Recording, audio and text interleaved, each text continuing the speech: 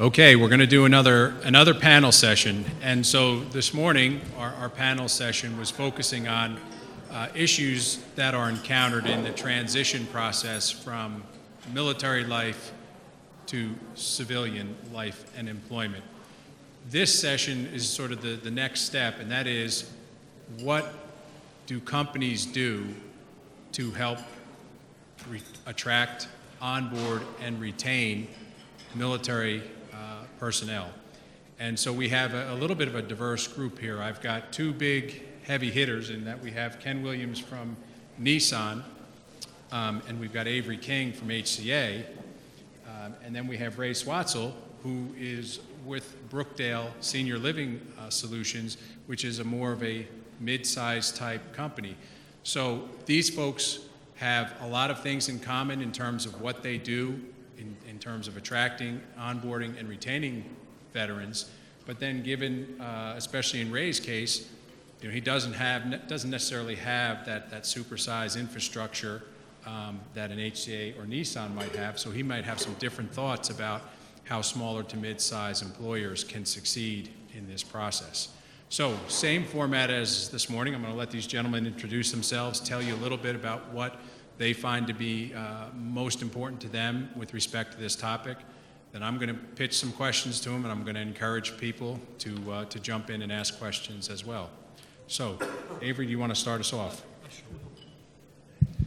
I'm Avery King, and I'm an Air Force veteran. I was in the Air Force for 4 years, from 81 to 85. And I've spent my career the last 26 or so years as a recruiter, and went to work for HCA, Hospital Corporation of America, a little over 5 years ago. And we started looking at what we could do as far as hiring veterans into our organization. We had a very strong veteran hiring program already in place. I don't want to say it was a program, it was just something that we did. And our CEO at the time, Richard Bracken, had actually seen a special on the number of veterans that were coming back to the States, and they were unemployed. So he came down to my boss and said, we really need to do something for the veterans and put something in place where we can look at those individuals to join our organization. And so being a veteran, I was asked to go ahead and to help head this up. And so we started doing that, and we did have a lot of challenges. We've been doing that since 2012. And so right now I manage our veteran initiative. We look at hiring military veterans as well as military spouses. I don't know if everybody in this room is familiar with HCA, but HCA is actually the leading provider of health care in the U.S. We own over 160 hospitals in 20 states. We have over 214,000 employees right now. Presently, we have over 8,000 openings. And one of the things, and I may be getting ahead of ourselves, but one of the things that we really ran into is just introducing people to HCA. The first several weeks that I started working out in the field, talking to veterans, the majority of response I got was, I don't have a healthcare background. And out of the 8,000 openings that we have, about 60% of those are going to be clinical. And then the other 40% are going to be non-clinical. So when you walk into a hospital and you look around and see what's there, there's a lot of people that are supporting those the clinical staff. And also at the corporate level, a lot of IT, a lot of accounting and finance, just a lot of support people. So it was really introducing them to looking at a healthcare organization, and not just HCA, but looking at healthcare altogether as far as an option for them to work. One of the things that I want to encourage everyone here, as you put your plan into place, is that what works for us may not work for you. But that's okay, because what you need to do is start off with a plan and look at how you need to change that. You need to be very fluid in changing that. And but a lot of it has to do with just introducing people to your company and letting them know how they can fit in. And we can go through more detail here in a little bit. Okay, Ray, go ahead. Sure, thank you. I have a little bit of a different background. You're not ex anything. I was Marine and Navy. I actually I can call myself ex-DOD, I guess, because I worked for the Department of Defense for a number of years. And then after that, I went in and did my transition And so I went from, being a meteorologist in the Navy to HR, and I don't know how I got here, folks. I really don't. So, but in that, there was a transition for me. There was also, I have a son who has retired from the Army, and I actually assisted him in his transition. In that, so those things are really close to me because I had my personal experiences, and then I had those transitions for my son. And a little bit what Avery said was, is that for the military, everything's moving. So, and when I say moving, everything's changing at a higher rate, if you would. For Brookdale, we merged with Emeritus last year, and that expanded us from 600 communities to well over 1,100 communities. And at that time, Emeritus had a program in place that was honoring the veterans, and they had a program where they were reaching out. They had their website.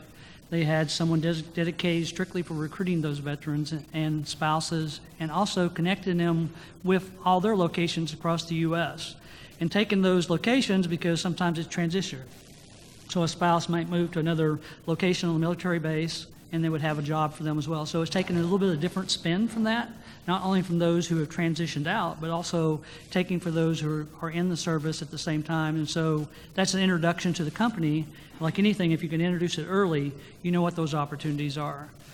They also took a look at the different types of transitions. In other words, what I mean is, if this skill set or a military person, how does it fit with the jobs and opportunities we have? And they identified those. And then they found associates who actually resided in those positions. And then from there, they took a step, how do we transition military into those positions? And how do we do testimonials and those different things? And so they set goals and objectives, and they met those and did a lot for the military. And then, of course, the transition came. There was a merger between Brookdale and Emeritus, and so you have this program going on at Brookdale. You know, we hired veterans. We just didn't track how many veterans we hired. And so we knew we needed to do more. And we always wanted and intended to do more, but it's kind of like, and sometimes in corporation life gets in the way if you get recruiters or recruiting. And how do you make that connection? And so the passion, I think, is there with us. For me, my role has changed. We now have a team that's taken a totally different look at veterans. We look at recruiting totally different as a whole as well. I don't have recruiters that work for me. I have now search engine optimization folks, people who know, we're looking at programmers, and re-looking totally how you recruit any position within the company. That also evolves to how do you recruit veterans? And today, a lot of that resonated with me because, you know, there's a gentleman said I applied for a position and, you know, I couldn't get a number, couldn't contact no one. I heard things like, I look at the job description online. It says I have to have a bachelor's degree, I have to have a master's degree, and some of the transitions for us is that, you know, how do you reach out and how do you communicate and how do you connect? And a lot of that connection is changing from within. So how do you change hiring managers to rethink about veterans? How do you change hiring managers, how they interview? And so a little bit of that today. We'll talk about some of those changes, answer some of your questions, but those thought processes on my team is some of the things we're thinking through and implementing over the next year. We started out with a new web page that makes that connection, and it's branded, not Brookdale branding, although we're Brookdale, and it's just a different audience. And so our audience is now branded more toward who we're recruiting and how we're recruiting. And so our whole concept in recruiting will change over the next year or so. Okay. Ken? Good afternoon. My name is Ken Williams. I'm with Nissan. I work at the headquarters location. We have a strong preference here in the county, I think, by the manufacturing plant. What I'd like to share with you is how do we retain the veterans once we bring them in? How do we ensure that they are making full use of their capabilities? And that's one of the areas I think that when I was listening to Melinda speak earlier, and I heard the comment, which I agree with, if you look at everything from an MOS standpoint, we're missing the opportunity for employer standpoint. One of the things that we have a passion for at Nissan is diversity. And so we do have a diversity office, and probably about 5 years ago, starting with the women's business synergy team, our focus was on women and helping them but also helping identify where we could bring women in more of the technology type roles, engineering roles. We expanded that to several other business synergy teams, and one of those is a veterans business synergy team. It's basically VBST, and this group is employee-based. We do have I would say a director, there's a sponsor to ensure we have budgets for the next year, but they're there more to, I would say, grease the speed bumps in case we hit any resistance with other departments. What is the purpose of the VBST? It's to obviously identify anyone who's a veteran, anyone who has a family member who's a veteran, but also anyone who has a passion for support of the veterans as they're employed with Nissan. We do a lot of things that are community related. As an example, the Warriors program, many of you have seen that, the ad in which we sponsor and assist our injured warriors out there. So I guess what I'm trying to describe is hiring. If that's all you do, that's not enough. Anyone can basically go out and fill a billet and place someone in a position. But are you truly taking advantage of that person's expertise? And so what we do is help that person, once they're on board, rehome their resume, help them understand how to take the leadership positions they had, say, in the Army, and translate that really to where within Nissan, we can take full advantage of their experience in a management role. Because many times someone might hire in, let's say at the plant or in information technologies. I just happen to be a fraud investigator and a cyber investigator. There are many opportunities within the military for those types of positions. And so why would anyone be interested? Is like many companies, we have intellectual property, we have trade secrets, we also have individuals, organized states that are trying to gain access to our data. So when I'm talking to someone about a position, it's less about the MOS and it's more about, do they have the integrity? Do they have basically the loyalty to, not Nissan, but to the country?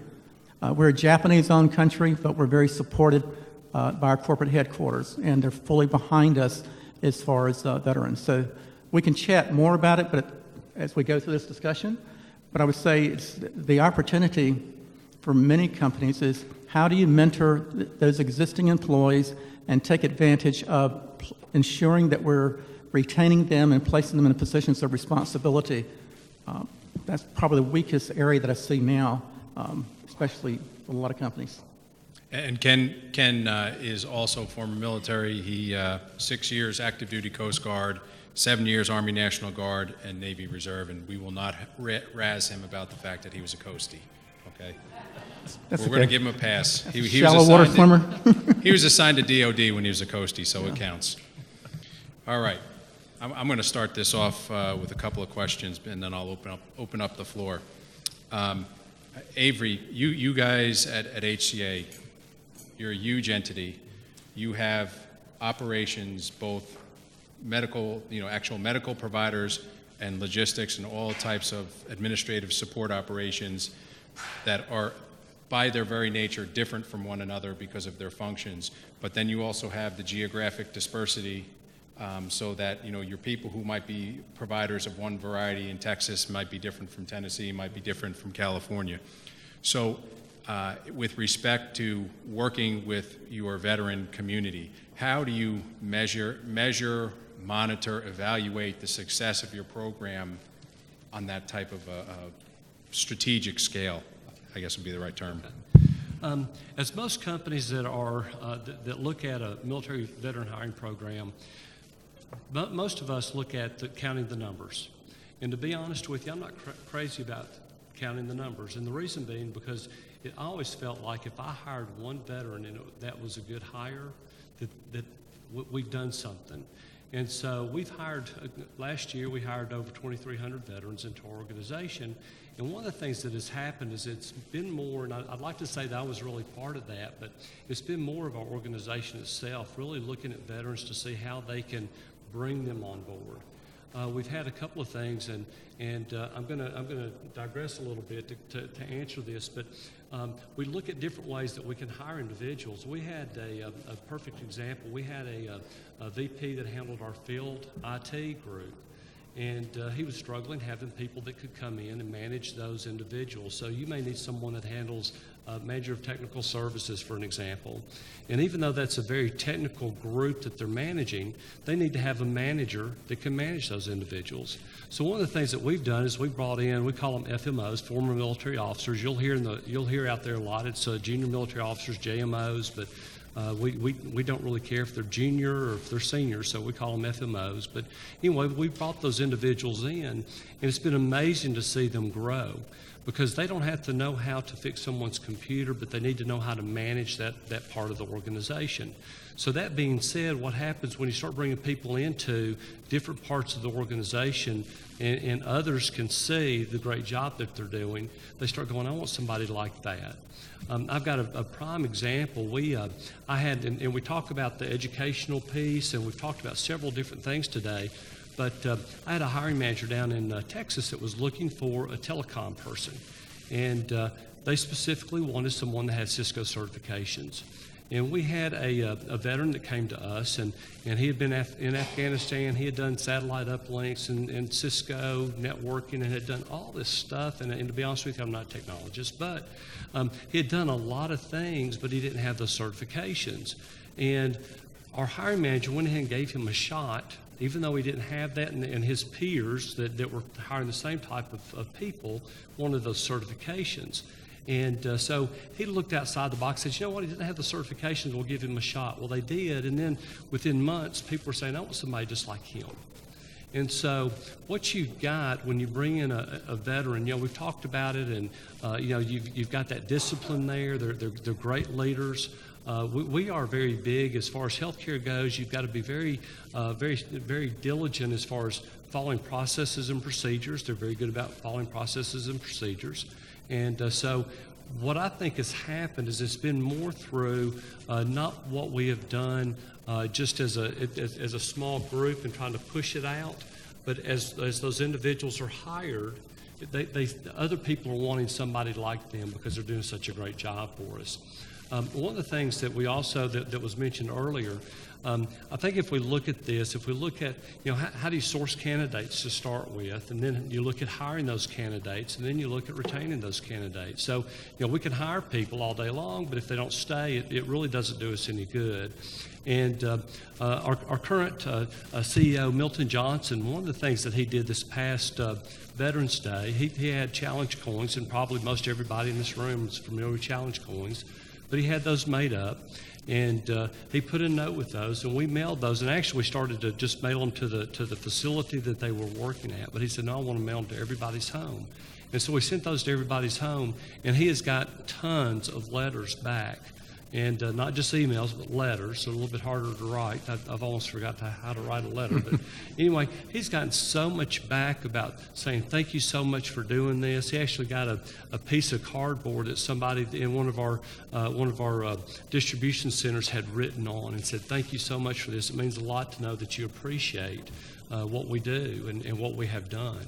And so I think a lot of it has to do with those little things as far as retention goes, and looking at where people can fit, and just really trying to connect with them. And another piece of that too is having a mentor program. We don't have a formal mentoring program right now, but we do have several grassroots mentoring groups that are doing that just where they are. We are getting ready to put in place a full-blown mentoring program for our folks. But if you look at most veterans that we, at least on our side, most veterans, if you look at the time they join us and the time they leave, it's normally going to be about 6 months. And if they leave us at all, if they can make it past that 6 months, then we've got them. And one of the things that I've looked at is I've noticed that normally it's going to be that first job that they come into. And so with that first job that they come into, I think there's a certain expectation. They're used to the military. I'm used to the military, and I want to get places on time. I want to be there when until the job gets done. And so they get there, and Joe, the guy they work with, is 10 minutes late every day, and that bothers them.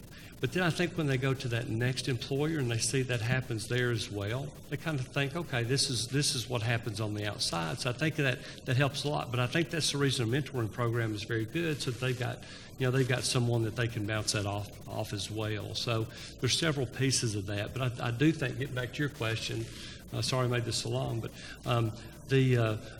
just being able to bring people on board and have others within the organization see how good a job that they're doing has been very successful for us.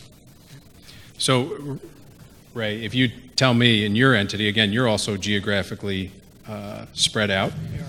How do you measure the level of your success in terms of the recruitment, onboarding, retention, and then do you monitor and can you notice the differences geographically if they exist? Yeah, I mean, and for us, it's more about getting the right person into the right seat. So and what we're trying to do now is a lot of changes in regards to how you interview someone. You heard a little bit of that today. We use something which behavioral-based interviewing, but that's okay. But if your interviewers aren't trained, how they know how to interview. So you've got a veteran sitting across from you, he doesn't know how to interview. And so that's one of the approaches we're taking that helps with that a little bit. At the community level for that retention, it comes hand in hand, and there's no easy method. There's no, one thing works. It depends on the manager, it depends on how their skill sets are. And so for us, it's more about helping those leaders, if you would, the community directors of the communities, the HR folks, understanding how to interview. And once they have the interview a little bit, what we talked about as far as that mentoring, making sure that they understand. But most of the veterans, if you do get them past that, at least from what I've seen, they stay with you. That loyalty, I heard a little bit about how do you move them up. Well, a lot of times they don't want to move up. They want. They have goals, but there's some that just they're loyal to that team and they get that going. So to answer your question, if at the community levels we have education for them where they attend some of the transitional for the military. They go out and they actively talk about Brookdale. There is the post-traumatic stress. There's some pushback on that. You'll hear that from my hiring managers because I love when I heard you don't hear about the other 99%. For us, it's all about training, understanding how we interview, how we actually effectively reach out. Some of the things we're looking at is we want to provide information. We don't want to provide, in other words, when I say information, how do you make that transition? Well, I can put up a web page and tell you we're veteran friendly and that we're hiring veterans, and I can give you a number that says we hired 2,000 veterans, but did they stay? Did we do the right thing? Did we give them? Those are the things we're trying to work toward to helping more, being more connective, but actually providing information. Now, it's a tough sell, but it is something we're taking on over this next year. And I have veterans on my team that have that type of passion. And so we're not there. I mean, Brookdale by no means is doing all the things we know. We think we have a plan, and some of the things we heard here today give us some confidence that what we're trying to do is probably the right thing to do. So we're hoping that it's taken a different spin. Some things when you talk about things and you start working on projects, you always start going down the road. But if you flip it the other way, sometimes the answer is totally different. And so our difference in the spin is that it's more about internally than it is about the veteran and giving them the things and putting all the weight on the veteran's shoulders when you put more of the weight on the company's shoulders. So that's some of the things we're doing. Okay. Ken, and you guys have, obviously Nissan, you're around the world. So at least with respect to the North American operations, and again, the dispersion you have, how do you measure, monitor, and adjust to the differences you might see from operations in California versus operations in Tennessee, et cetera? Well, we have the normal metrics from someone self-identifying that they're a veteran. However, I would say there's still the gap of knowing, as an example, in our technology center in Arizona, and where there's a need for someone with a strong engineering scientific background. Are they going out and looking for veterans? Probably not as much as I would like, I could say the same thing at some of our engineering centers. We have several other locations here in North America. There's an opportunity to help them understand that engineer, whichever military branch they came from, might have actually more technical skills than the academic person they're looking at because he has a PhD. And that's no slight on the academic side. However, I'm one who hedges more to the experience, one that I can trust, and one who would actually maintain the, I would say, the commitment to the community. And we look at many other, there's so many other softer aspects of looking at a person's and their contribution to Nissan. But we do not have, I would say, the secret formula from a tracking. It's very basic. The BBST is the strongest piece we have now because that's employee-driven, support with management, provided budgeting dollars for us to take that message out. Through that, I'm hopeful that we can see identification of, going back to one of the gaps we have is the women in engineering jobs, veterans, very, very experienced, but we need those engineers. We need those women who can actually help us design the new vehicles of the future. And but I can't say that we have it as organized as we would like. But I can say that once they're with us, we are very aggressive at meeting monthly with the veterans and our community outreach programs, like I said, the Wounded Warriors, going out on certain to the National Cemetery for cleanup. There are a lot of activities by doing these things in the community. It actually, I've heard the veterans say, that's why I want to stay here. Because you're not just employing me to fill a seat, but really you're committed to my family and you're committed to veterans as a whole. So if you don't have those community outreach programs within your corporations, you're probably missing the opportunity to take advantage of the deep sense of employment that you could have. Let me ask a question to the audience. How many employers here utilize employee resource groups or business resource groups or whatever you want to call them? Show of hands. Okay, just a few. Anybody here, you have a veterans resource group? Okay, so we have a number of them. So let me just bounce the ball back to you, Ken, because this is something that I've heard from a lot of people who I know who work at Nissan or who have relatives who work at Nissan, that your employee resource groups, or you use a different terminology. Right, same thing. Right, but those groups are very, very successful across the board.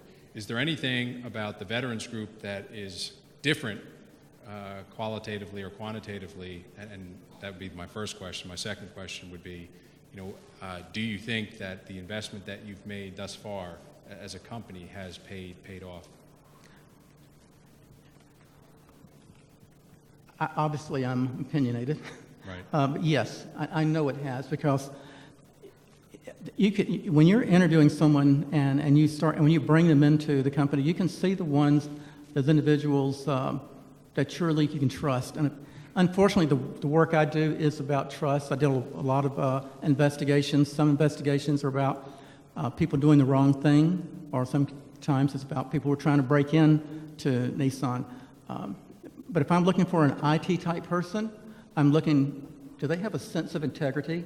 Do they have a sense of what intellectual property is? Do they understand, not necessarily how we build a vehicle, but do they understand from a technology standpoint how we need to protect that data? So when I look at comparing, I would say, a veteran to a non-veteran, I'm biased. Again, I'm a product of the Vietnam War, so I've been pushing veterans for the last 25 years. So it's something that is just honed in me. I think any company that has an HR group, if you do not have someone who's passionate about bringing in veterans, I would urge you to identify someone in your group. It doesn't have to be someone who's in the HR department. It can just be someone who's, whether it's on your engineering staff, someone in your sales organization, someone in the IT operations, but start small, identify key people who understand the advantages of actually enriching the corporate employment ranks. And I say enriching because when you bring veterans in, you take a leap forward as far as your overall diversity. All right, Avery, talk to me about that same topic, if you don't mind.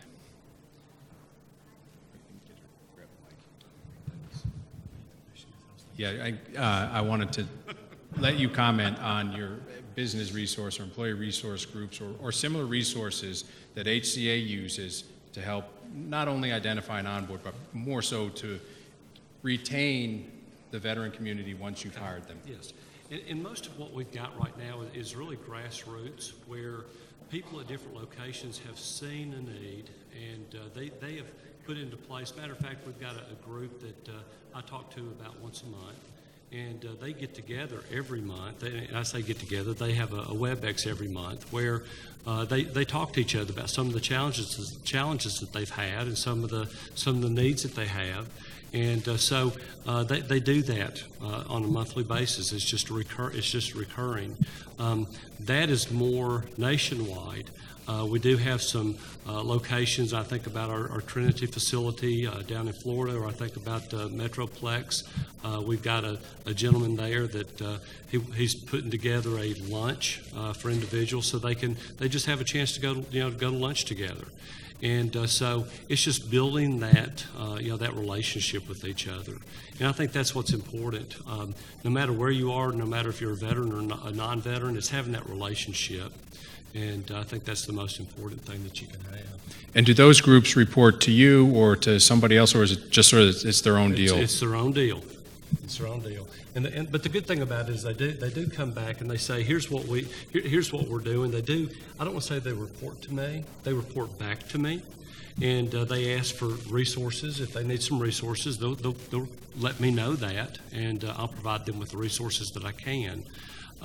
We do have a Military Veteran Steering Committee, and we meet quarterly. One of the things that we do there is that there's a group of us that get together. There's a dozen of us, and we're actually looking at expanding that. But I come up with some ideas that I think may be great, and so before I try to pitch those to anybody else, I bring them up there. And there may be some questions that arise, some things I may not have thought about. But the biggest thing is not so much the ideas that I come up with, but it's the ideas that they come up with. And so we're able to go, okay, we need to really look into that, and how can that broaden the community. And we'd like to look at our veterans as a community within HCA that we can again build those relationships with. And I am assuming that if you have a group that gets together, or they bring issues or thoughts to you, and they know that you and other members of senior management are considering what it is that they're asking of you or suggesting to you, even if you come back and say, listen, we can't do that right now, we think it's a good idea, but we'll put that on the table for next year or something along those lines. Just the fact that you're listening probably goes over very well in terms of employee loyalty, kind of like what Ken was saying. It sure does, and for them just to know that somebody is there to listen to them, and we do take I take every bit of feedback that I get, and we examine that, determine who I need to go to with that, so that we can look at it, see if it's something that we need to address or if it's not. And so one of the things that you'll find out, and if you've got a local company, you're going to have certain needs here. But if you've got pieces of your organization across the country, there's going to be needs that we have here that they may not have in Florida, or they may not have in Alaska, or wherever it happens to be. And so being able to have an individual that gets excited because they're a veteran and they see what's going on in their organization, and to foster those individuals and to work with those individuals and bring them together. Again, it goes back to relationship. And I think if you've got relationship, earlier I talked about, that first 6 months is the hardest, and making that transition. So I think if you've got somebody that has that relationship, I think about anything that I've done, no matter where I go, whether it's I start saying, if you go to a church, If you go to if you're going to, your kids are going to a new school and you meet families there, if you can build that bond and get that relationship, you're part of it. And so we want our individuals to feel like they're part of it. So Ray, if you could address that same issue to me, what do you guys at Brookdale do internally with any sort of group, be it formal or informal, and do those groups feed information up the chain of command to the C-Ring folks? Yeah, for us, it's a little different. I mean, we're new in regards to military rolling out the programs, but we do, and the team that, as I mentioned, we put together has been together about 6 months, so we're rolling this out. And part of that is we have reached out to different communities and different veterans across the company to see what they're doing, what some of their issues are, some of their obstacles, if you would. As far as getting the veterans on board, we have communities in Texas that are primarily retirement communities, that it's just military retirement communities, basically. And so for them, they seem to communicate, the residents of those communities, communicate better with veterans because, it's that connection and that bond is a little bit of what Ken is talking about. It is about having that bond and that relationship. And then when we look for, with veterans, it's the same thing. There's this honor and this caring, and if you would, and wanting to make a difference. And that's a little bit of what we look for in Brookdale. I heard a little about the culture on that. So those are the things we measure. But it's just not about hiring a veteran. It's hiring the right person. You got to find. It's not about numbers. So that's what we talk about a lot. So if you hire someone, don't just hire them because they're a veteran. I mean, you're not doing them any favors if you put them in a position that's going to cause failure, because then that causes a bad situation for them and the company, and also it kind of it puts them behind the curve, if you would. Now they got a position that they failed in, move out. So we talk a lot about that, about how making the right fit, and it goes back about the interviewing and all the other things I talked about earlier. So those are the measures we talk to our different HR folks across the country, and they'll talk to us and get advice in regards to how do I handle this situation, how to recruit to that, and we're actually encouraging more about hiring the right person. Now that also goes back to is we talk a lot about how to remove that misbelief, and so that seems to be our biggest struggle, because there's this predispositions, if you would, if you're a veteran, if you're a Marine Corps veteran, or whatever veteran you are, you have this certain character about you. And even in the slides, you talk about the infantryman and knuckles dragging on the ground. I mean, is that the images we send? But that's sometimes the images that some of the hiring managers have. And so that's what we talk about a lot, trying to change that, because you got to look at the person. And even the interviewing I talked about, when you do behavioral-based interviewing, it's not about, what you will do. It's what you've done, and put it in the story in context of what you have done. And so bringing that out of the person tells more about what they're going to do in the future. So that's the kind of conversations that we have, and helps us in reflective retention and hiring the right person and the veteran. Okay. One thing. Yeah, go ahead. Absolutely. I'm sorry. I want to say something I've heard, and I think that everyone that has said it has meant the same thing, but I want to make sure nobody walks away from here with a misperception. I've heard people say it's the right thing to do. Let's hire veterans because it's the right thing to do. Well, it is the right thing to do, but it's the right thing to do for your business. And so, we couldn't. None of us could stay in business if we hired people just to hire them, and we're not doing anybody any favors if we hire them into a position that they're not qualified for, to where they're going to fail. So we've noticed that what people bring, what our veterans bring, it's the right thing to do. It's the right thing to do for our business, and so I think you need to keep that in mind as well. Well, I'll just say that one thing I've learned and listened to a lot of people who are very educated on diversity and inclusion matters and having these groups is that they're really successful, and they're only successful if the company is pursuing it, because the group and what they're bringing to the table is in alignment with the company's objectives, which generally involve financial success as well as other related issues. But if it's just a general kumbaya feel-good moment, it's really not, that's not helpful, and it's not successful, and it creates, unfortunately, negative stereotypes when it goes away. So, Ken, Ken, I want to go and start with you on another question. I'm not going to use the term failure, but I know that this process, especially given what we've had with 2 wars since 2003, and sort of this wave after wave of military folks getting off active duty, trying to reacclimate, all the stereotypes that are out there, the news reports about traumatic brain injury, post-traumatic stress disorder, et cetera, et cetera, et cetera. Clearly, companies like Nissan have made a commitment to bring veterans in and to help them succeed. But what have been, if you had 1 or 2 points for the audience as to what have been your greatest challenges and areas where you might not have succeeded as much as you would have liked to have succeeded? I realize that was a compound question. It was objectionable, but you can handle it. I'm trying to think of an area where I've not encountered a problem with an employee that has PSTD. It's not ever discussed. Even it just these things we don't look at. There's going to be a failure.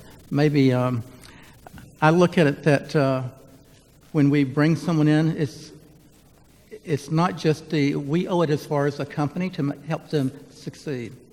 I'm probably not answering your question totally, but I just want to. I don't think of failures, and the company doesn't think of failures. We look at that the attributes and the skills that individual has. If we didn't place them in the right area, shame on us for not really doing the research. So what we do, going back to our monthly meetings, our business synergy teams, we have a mentoring program. Whenever anyone is hired into Nissan, there's usually a hiring day, at least every quarter. Someone might have been hired the prior month, but every quarter, all the BSTs go to the cafeteria, and the 15 or 20 or 50 people who just come on board, we identify ourselves to them, and they can come and walk around, and that's our time to say, you're not here by yourself. We basically align ourselves with the veterans as soon as they hit the door. And that's not that we're working in the same department, because they may be in the marketing group, and I'm over here in IT, but the main thing is that person has a mentor that they can kind of guide them through our own practices. Each company has their own unique practices and processes, and I think to ensure that there is no failures, we align ourselves with each individual. They have a mentor that they can go to. We help them as they go through the onboarding process, and maybe a year later when they're trying to say, what's this thing about career development? What is all that about? We help them understand that probably was not translated as well, but this is the time when actually you probably learn how to take your background from the military, translate it into the organizations that we have. Once we do that, it's almost like you can set them free, because they've been good there for 6 months to a year. They understand all of the ins and outs of working with Nissan. So not trying to avoid the question, it's just that we don't have the failure. Well, I guess let me ask it this way. Since 2003, okay, Yeah. Your workforce has probably changed demographically, because you probably have a lot more veterans coming in the door now than you did prior to 9/11. Let me assume that's true. It might not be true. At the manufacturing plant has changed dramatically. Okay. I mean, So then my question is really, have you seen anything where you are now is obviously different than where you were then, and how, what sort of lessons learned, what would be the best or most poignant lesson or two that you've learned in that process that's gotten you to where you are now? I mean, you've talked about mentoring as one. yeah, That seems to and be I'm trying to key. go back to where we do have people who've come in since 2003, and I have several of my friends who they have healthcare issues, but it's not any different than any other employee. So I look at them, they're all the same. If any of my employees, they need to go to the Veterans Hospital on a regular basis, that's no different than someone who is a non-veteran having to go to a doctor's office on a regular. So yes, they do come with some things that we have to work with them, that is, I don't make, we don't make anything, we don't make a big deal out of it. And yes, we do have a lot of employees who have come, and they have, probably the biggest challenge is just working for a multinational company that's with job opportunities all over the world. Because once they're in the family, they may see, hey, look, I'd like to transfer to Arizona or in New York or other places. So we have not encountered any issues since 2003. It's been an upbeat because we communicate more often. In 2003, our BST was not established. Nissan did not have, I would say, the wide range diversity programs. I'm not saying that the veterans was the reasons for creating the diversity programs, because it wasn't. However, we are now taking advantage of the overall inclusion of everyone, and the veterans are making out on that program. And job opportunities, recognition for what their contributions are in their prior Nissan life, working being in the military, are now coming into the civilian world. Okay. So Avery, let me ask you the same type of question. Have you, over the last 10 years or so, I know you haven't been with HCA for 10 years, but have you, Siri's talking to me, hang on a second. Close that down. Sorry about that. I pressed up against the podium here. Have you seen a change in terms of your efforts being more successful with your military folks? Or are there any sort of lessons learned that you would walk away with saying, boy, we tried this and that didn't really work the way we thought it was going to work? Any big picture issues like that for the audience?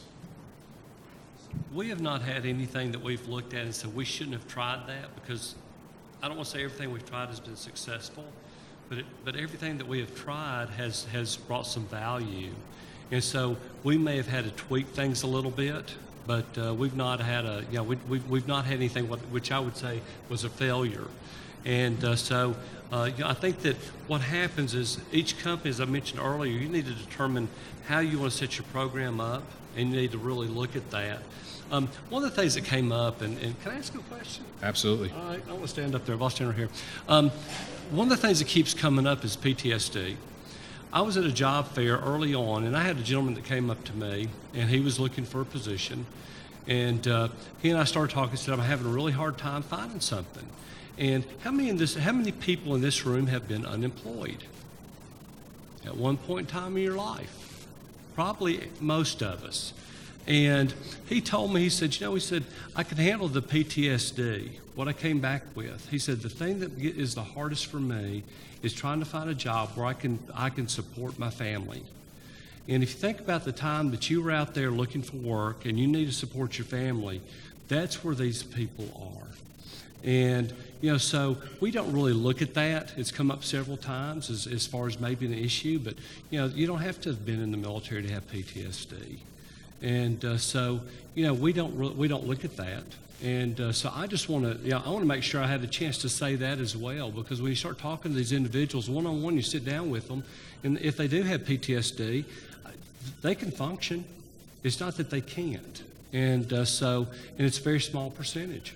So I think there's been some bad raps out there. But we've not had a program that we've done that we felt like that it's like we really, we really messed up. It's going to put us back 6 months. Yeah, well, let me just make a comment. I mentioned this earlier, but in my practice, obviously, I deal with this issue on a regular basis, not just PTSD, but mental, emotional, psychological issues in the workplace and the threats that are presented potentially to employers. And obviously, my role is to help them avoid worst-case scenarios.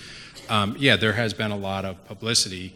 A lot of that publicity actually has been, they want it to be positive about how medical community is now able to treat traumatic brain injury much more effectively than they could 10 years ago, so that people who before would have been permanently disabled are now able to transition back into the workforce. And as I said this morning, I repeat again this afternoon, that issue is one that comes up both in the military and non-military communities, and there is a whole process that you work through to deal with people who have those issues.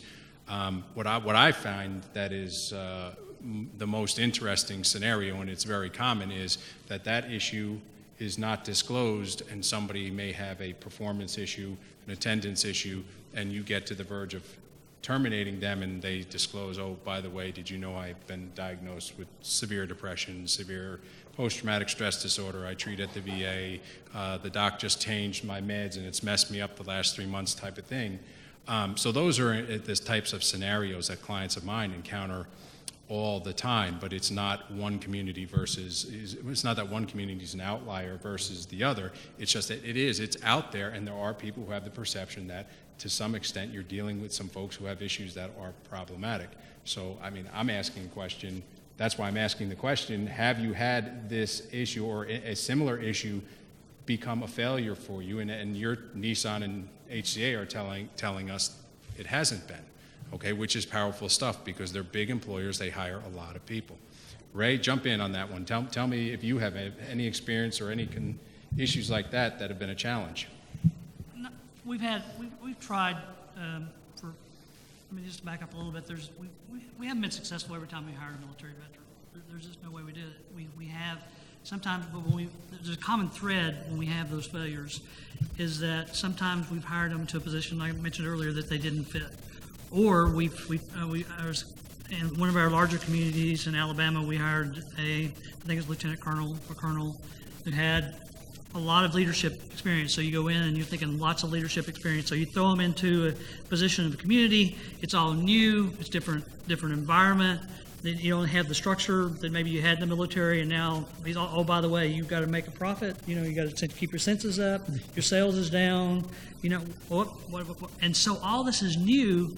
And the reason it failed was not because of the individual not having the skill set, is that a little bit what you said, there wasn't a mentor in place, there wasn't someone that gave him a little bit of experience, or bring them in at a lower level to get that experience and then bring them up to the higher level. So the failures we've had have been not so much about the individual, but more so how we handle the situation.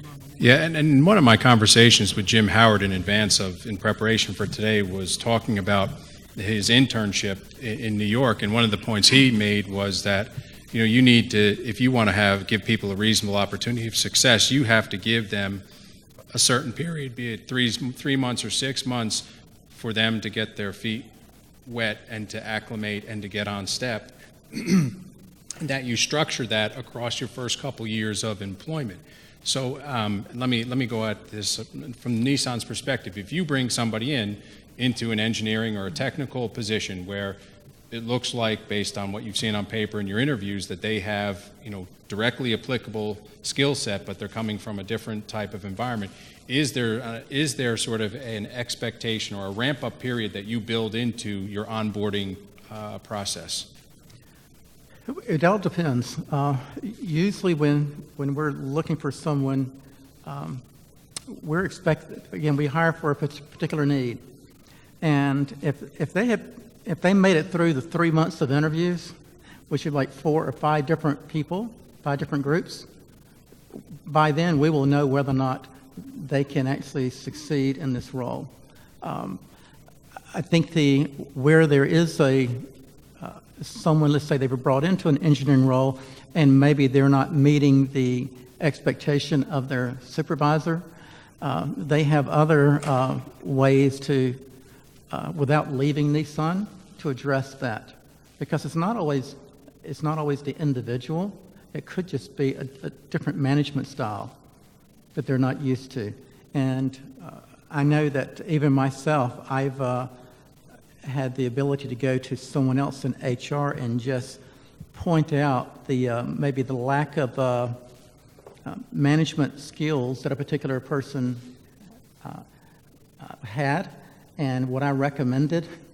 And again, that made its way back to the individual, did not create any problems, and the issues were resolved. So our veterans have the same opportunity, even if they're hired in and maybe they're not been able to, again, according to their manager, not be as proficient in the role. It could just be that you need to look through it from a different lens. Most people that we see coming in, especially veterans, we don't see them, they're going to be treated the same as anyone else. And they're going to be given probably, I know in our group, we're going to try to help them if they feel like they're under a lot of pressure for that existing role in engineering, and maybe they would like to move out of that role and move into another department overall.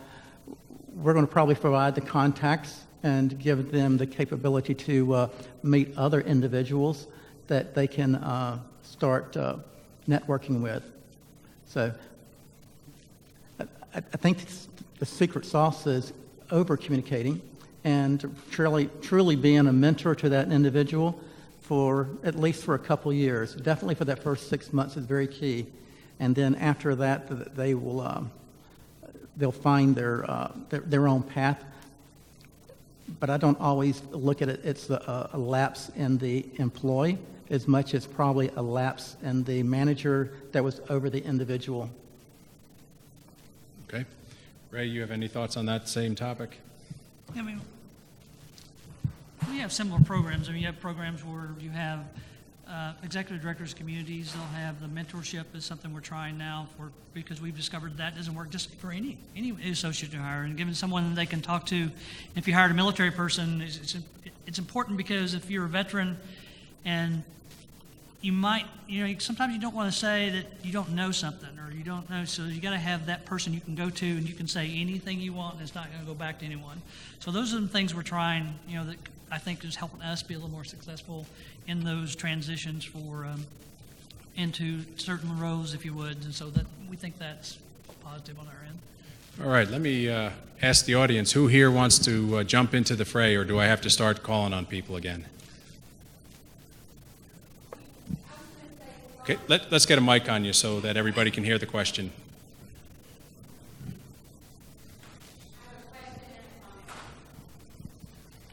So I'll start with my comment because we were talking about business resource groups. And my organization where I work at Deloitte, all of our business resource groups, including our military resource groups, is sponsored by one of our leaders, so one of our partners, principals, or a director there.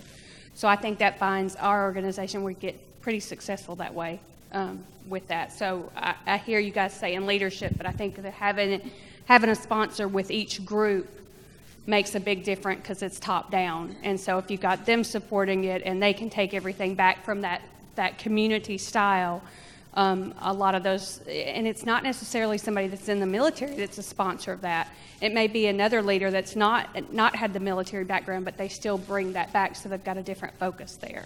So I think that's important. The second thing is we've been talking about a lot of people getting out of the military, but what about those people that come out of active duty or have been in for 4 years, 8 years, but then they go into the reserves?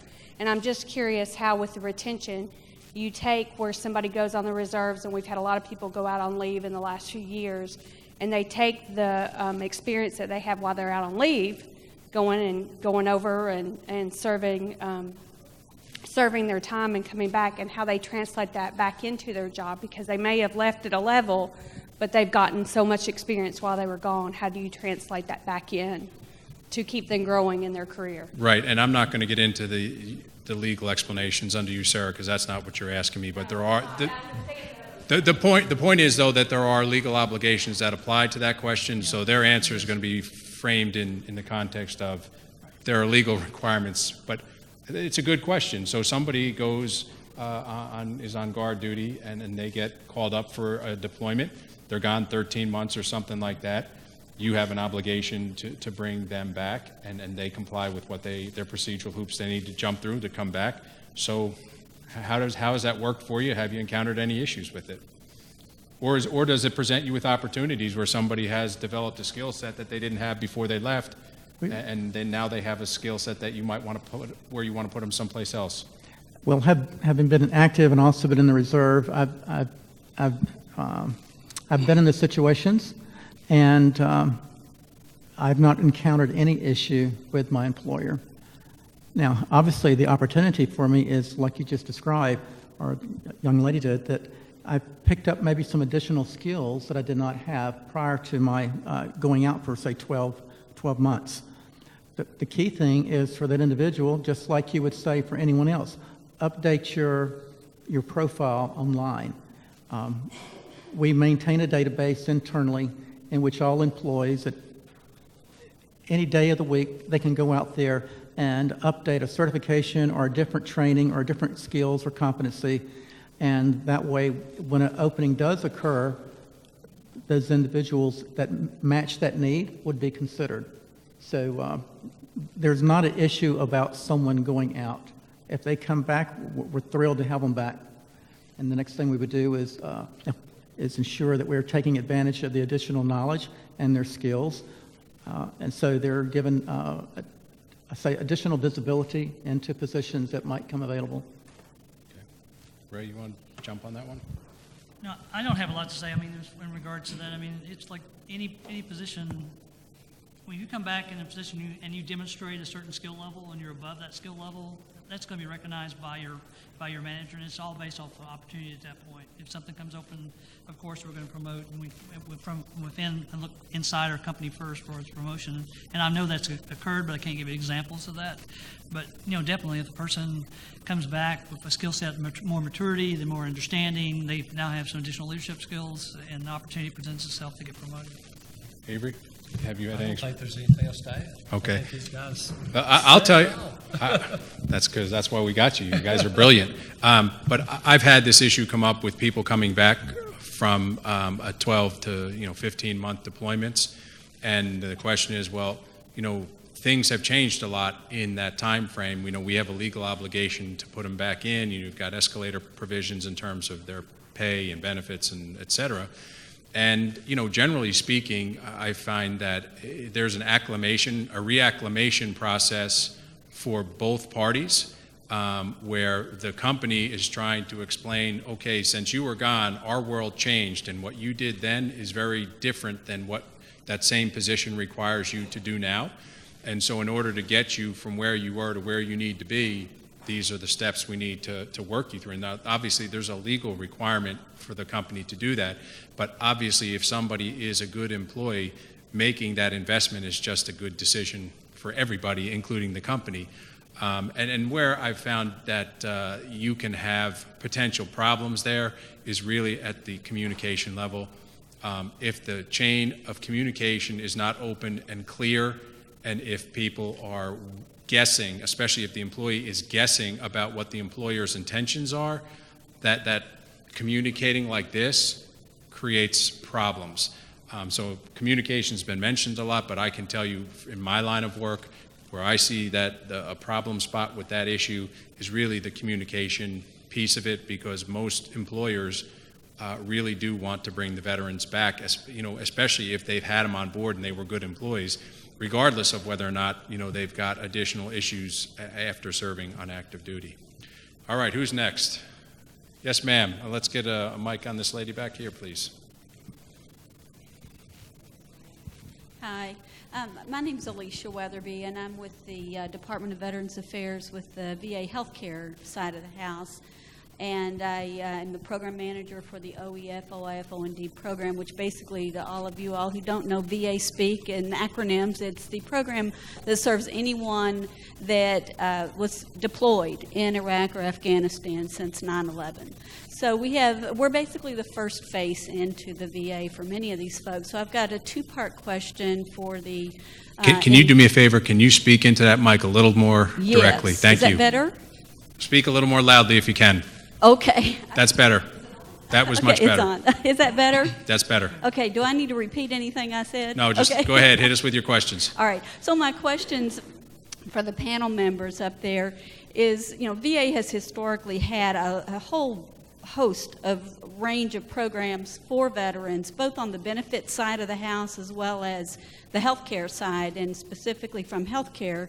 We have the mental health programs, we have the health care, medical care, and with the new programs we've had come out since 9/11, my program particularly has a team of case managers that helps these men and women get integrated into the community again. So we want to interface with employers as much as we can and be of support. So the first question is, how can VA, both the VBA side as well as VHA, support employers out there But on the flip side question is, how do you all get them to us if you feel like they need us for something? If you don't mind, I want to take a first stab at this one because this is something I've dealt with more than once. How can the VA, your first question, how can the VA help the employer community? Couple of things that stand out to me. One is obviously, the VA is working to improve its delivery systems and to be more efficient, et cetera. That's critical because in the veteran community, and I have a friend who's a provider here in Murfreesboro at the VA, so I know firsthand that where they were 10 years ago versus where they are today. Today, it's a much more efficient operation, and veterans are getting care much more quickly, which means they're generally recovering better. That was also the issue of, as I mentioned before, your ability, and the VA is taking the lead on this, in being creative with traumatic brain injuries and helping people recover at a much greater capacity than what they would have in the past. The focus of those programs is of immense value to the employer community because these people have lots of skills that are very valuable and marketable, and so to the extent that their physical, mental, emotional issues can be addressed and getting them back into the civilian workforce, that is a very attractive issue for employers. I think the other part of that from my perspective is that to the extent that the VA and the providers in specific understand what the civilian employer community is looking for and what it needs out of its employees, that can help them drive how they provide care, how they provide training, what type of training they provide. Because if, for example, if you're training people or helping retrain people how to fill out a job application or how to create a resume, and you're creating it for a government position, and they're looking to work in the private sector, I mean, it's apples and oranges, it's not helpful.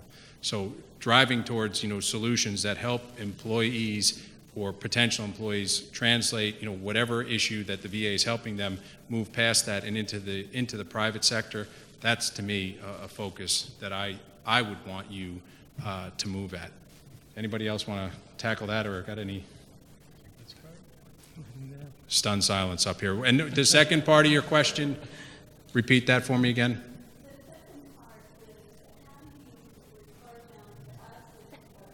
Right, and so, okay, I got it. So how does the employer community refer people to you? Well, that become.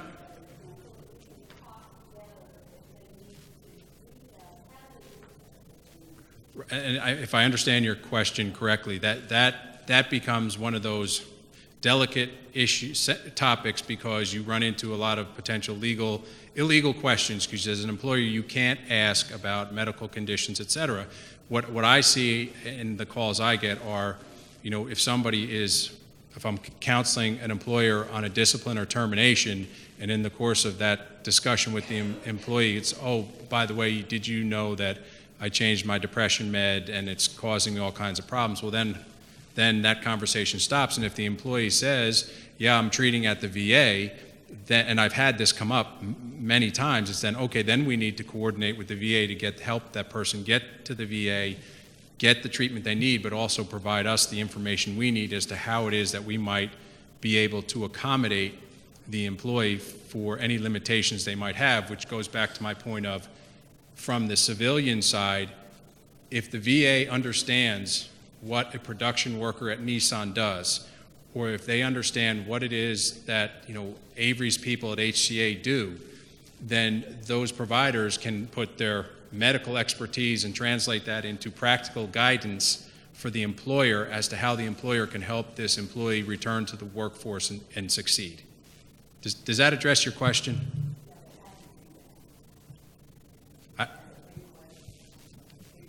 Can you use a mic? Because I can't hear you. She wants to know how. I think I know. I think you're right that that's exactly what needs to happen, but it needs to be more strategically done. And I guess Alicia and I are both thinking, how does the VA then be in touch with the HR people, if necessary, to help keep that coordination going on and that education and communication? Well, look, my suggestion would be you have two of the largest employers in this area sitting with senior management people sitting on the stage here, and I would highly recommend that if you have, your people who are helping coordinate employees with their return to work process, that if you can understand, because as a working for the government, you have sort of, you're in one world, and if you understand how Avery's folks work and live, or if you understand how Ken's folks work and live better, then you can translate, take that medical provider and have that medical provider not just talk medical gibberish that's real sophisticated, but that doesn't tell us how do we get Bob back to work.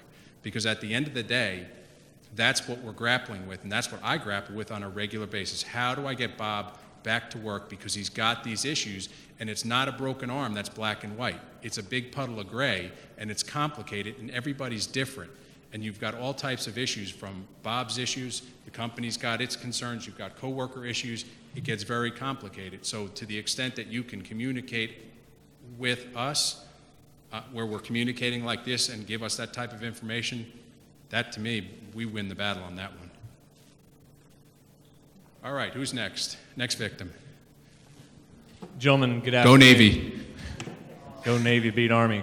As a veteran, first of all, thank you all for your service. Thank you, most importantly, for what you're doing today to hire, develop, and retain our true heroes out there in the private sector. So thank you very much. But Avery, just to follow up to your comment around don't just hire military because it's the right thing to do. Hire military because it's the right thing to do for business. With that in mind, I think sometimes companies are struggling with how do we get that job fit. So my question is, are you guys currently using or considering the use of behavioral assessments to help increase that initial job fit, which ultimately should lead to better long-term retention? I feel like, let me answer this a couple of ways. As far as when we have a veteran candidate that applies, in our applicant tracking system, there's going to be a yellow flag that comes up. And that yellow flag comes up based upon several different questions that are asked, but the veteran question is one that is asked, so that when you see, as a recruiter, you see that yellow flag, you go to that and you look at that, what the circumstances is. So anyway, so we see that they're a veteran. One of the things that I do, and what several of my coworkers do, depending on where they're located, is we do tell our, as we have those conversations with our veterans, we tell them to contact us and send us to go ahead and find those positions that they're interested in and they qualify for. Send us a job ID number, and then we contact the recruiter that owns that position.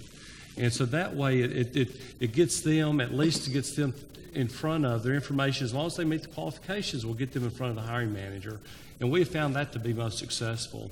I do counsel a lot of veterans as far as the resume, and of course they're counseled when they come out, before they come out of the military, as far as writing that resume. But a lot of times I'll go in and help them tweak that, and really talk to them about the position that they're looking for. A lot of times when I talk to a veteran, I say, what do you want to do? They don't know.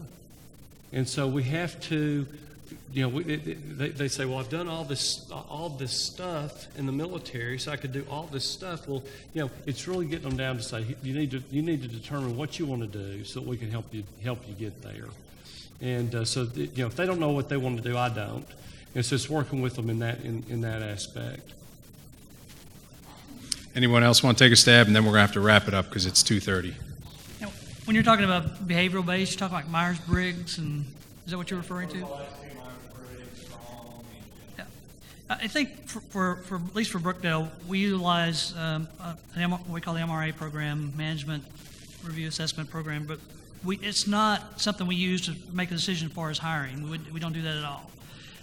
We use it within the company for communications, knowing how Avery likes to communicate. He likes a little information, likes a lot of information. Does he like sales? Same thing. But it's more of a conversation piece. We do use it in an interview. If we use behavioral-based interview questions based on the position, but they're competency positions. But we'll also use that behavioral-based piece as to, it may say that it's preferences. So it doesn't mean you can't do A, B, or you can't do sales. Maybe your preferences in sales. We might use it to ask questions. You have your history. So it's just more of a conversation piece, but we do utilize it. And again, it's not something we use for making the hiring decision. Ken, any thoughts? We do not use the behavioral assessment. Okay. All right. Are these guys great or what?